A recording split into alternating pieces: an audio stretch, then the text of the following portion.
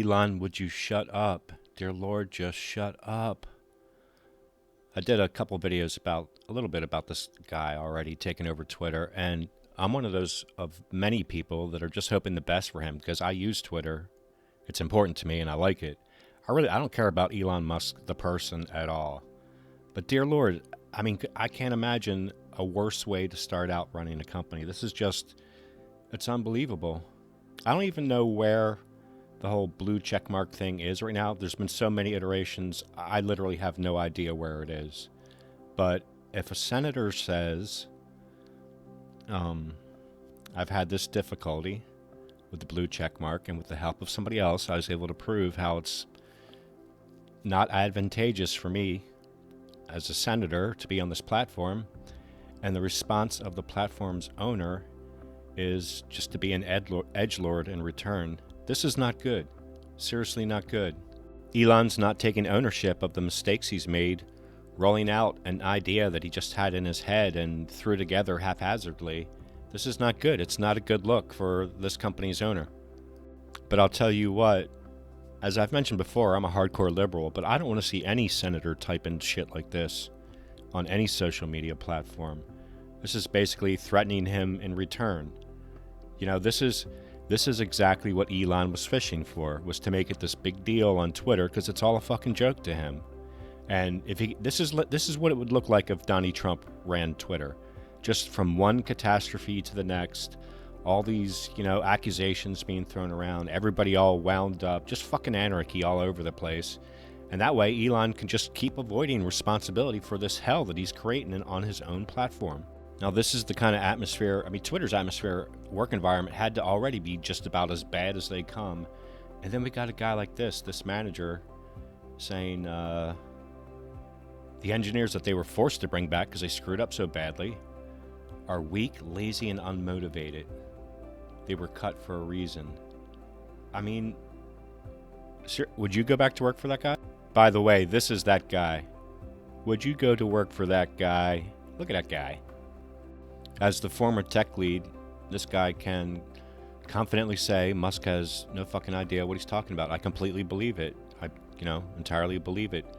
As a person that's on the Birdwatch program, which is now called Community Notes, I don't even participate really in fact-checking Elon Musk because it's an endless cycle. It just keeps going. It's just not worth even getting on the carnival ride. It's just, I may have participated in a couple, but ones I thought could be damaging. But literally everything he says it's false or just a joke or him being an edgelord. It's hardly worth reading anything that the guy that owns this platform writes. And this is what he's doing, just going around egging people on. Here's a current employee and a former employee saying you don't know what you're talking about, and he wants to argue with them. Seriously, dude, if there's problems, just fix them. Just shut up and fix problems. Don't go around trying to find arguments with people. What is wrong with this guy? And I know that the trolls just absolutely love this. They're eating it up. They think it's the funniest thing ever. Meanwhile, advertisers are dropping and people are starting to look elsewhere for different platforms. It's going to take years to develop another platform that has all the things that I like that are here on Twitter. I'm not enjoying this. Let's take a look at some of the other things he's tweeted out today. This is just today. Dear Lord. Here he is participating in a conspiracy theory with Fitton, on which he was fact-checked by a person that is probably really intelligent and very good-looking, no doubt. Twitter feels increasingly alive. He's reveling in the just complete anarchy he's created. Twitter rocks. Cool. Bitchin'. Gnarly. Here's someone highlighting what committees Mark he's on, and Elon asking, are you suggesting the senator will abuse his political power to attack me? That is exactly what he wanted to happen. Exactly. Elon flexing on his drug expertise. Nice. Here we go. Look at this. This is another thing Elon is constantly doing that frustrates me. Just any Tom, Dick, or Harry comes up with an idea, yeah, we're going to do that. We're going to do everything. Everything that you want is going to be done on this platform, and we're all going to get free ponies. I hope they keep cursing me on Twitter as it increases advertising revenue. I'm not certain if any of the fact checks on him on this surfaced or not, I mean, this might be a more complicated concept than is readily available. I don't know if there is some type of advertising incentive that charges by impressions or whatever. The fact of the matter is, Elon has said himself that revenues are falling off a cliff because advertisers are leaving. So, I mean, it could be that maybe he's getting a little bit of extra money now, but long-term prospects don't look good because of what he's doing to this company. And then here he is trolling with the trolls because it's all just so hysterically funny. I want to take a look at this fact check that went through. Twitter drives a massive number of clicks to other websites' apps because biggest click driver on the internet by far. And the fact check says the reverse is true. Twitter drives 7% of web traffic referrals. Facebook drives 74%.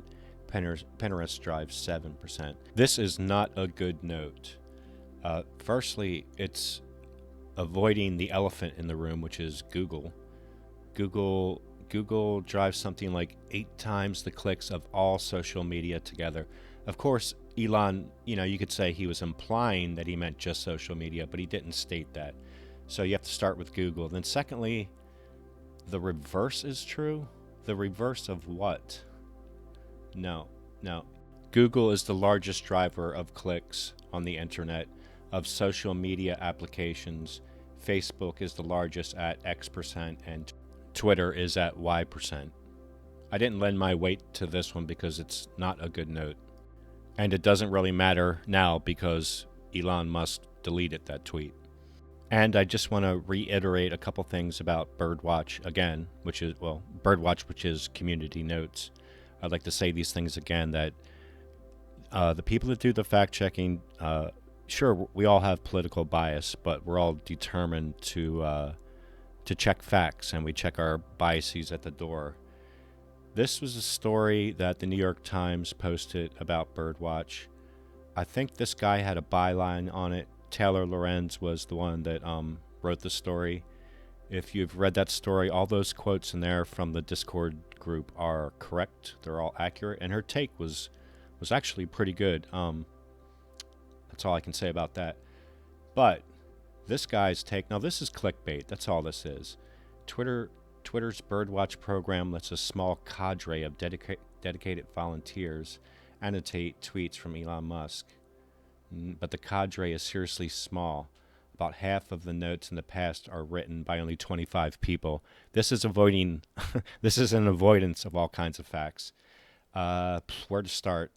Okay, it's not a cadre. It's not like this secret coven of witches somewhere, these fact magicians somewhere meeting. And that those 25 people aren't necessarily all the people that are on the Discord group as well, I'd say. But that aside, each individual note the average votes on it that are required to get it surfaced is 30, I think it's 36 or 38 upvotes. And each note in general gets about 45 notes of different types before it's surfaced. So each individual note requires that amount of people. It's not 25 people just cross-checking each other. What else? Oh, if you go back the past month too, a lot of those notes are just silly notes on silly topics. I mean, we're talking about memes and satire and just really silly things that some people kept at. I mean, there was a lot of people that stopped writing notes because notes on serious subjects would not get through. And at this point now, there's a lot more activity, but I think there's less people though. There's about 300 people that are making this happen. It's not a small cadre of people. It's 300 people that are given each note, around 45 votes that are getting it surfaced. So it's not a small cadre. What else? I think that's about it. The only other thing I'd like to add is that if you have any questions about how the fact-checking system works, it's all completely transparent. Not only can you look at all the algorithms, you can also look at everybody's activity. It's entirely transparent. Go to the community notes section and look at it if you have any questions. It's not a conspiracy. There isn't a secret coven. There isn't a cadre.